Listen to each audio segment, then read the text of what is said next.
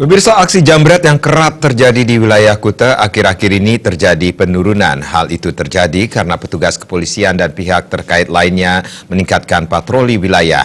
Demikian diungkapkan Kapolsek Kuta, Kompol Iwayan Sumara di Kuta.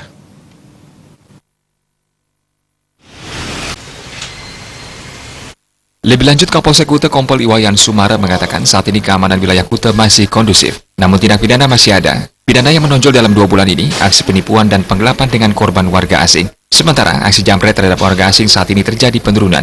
Hal itu berkat peningkatan patroli gabungan dan pembangunan pos pengamanan terpadu di Jalan Popis 1 serta 2. Serta koordinasi dengan instansi samping serta security hotel terus diintensifkan. Sehingga saat ini jambret yang kerap terjadi di seputar Jalan Popis, Jalan Degian maupun Jalan Mataram tidak lagi meresahkan wisatawan. Untuk jambret ini sudah sangat menurun karena kerjasama dari masyarakat terutama desa dan Kuta yang sudah setiap malam bersinergi melakukan patroli gabungan dengan pecalang maupun jaga bayar yang ada di Kuta.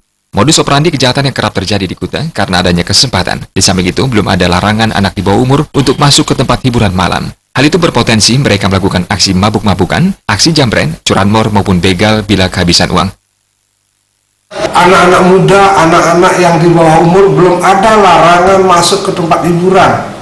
Nah, ini mungkin perlu ada suatu penertiban aturan siapa yang boleh masuk tempat hiburan, karena dengan adanya kemudahan-kemudahan seperti itu, kesempatan-kesempatan seperti itu, anak-anak muda itu mulai menggunakan itu dengan apa? Minum-minum alkohol, tidak punya uang, melakukan jambret. Sementara terkait warga asing menjadi korban kejahatan, mereka enggan diperiksa atau membuat berita acara pemeriksaan.